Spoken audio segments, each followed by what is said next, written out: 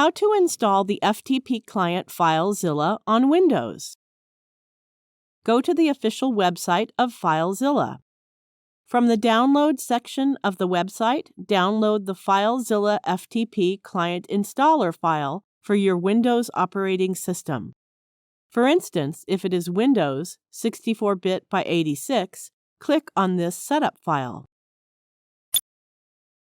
Click the Save File button. Now open the folder containing the downloaded file, and double-click on the file to run it.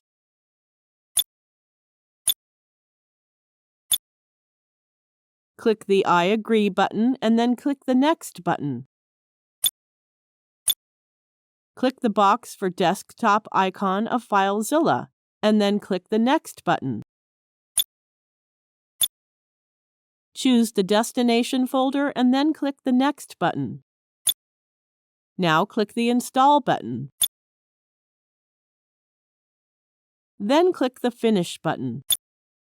That's it. We have successfully installed FTP client Filezilla on Windows. Now you know how to install the FTP client Filezilla on Windows. Watch another tutorial and know how to access or connect your FTP account via Filezilla. Thank you for watching.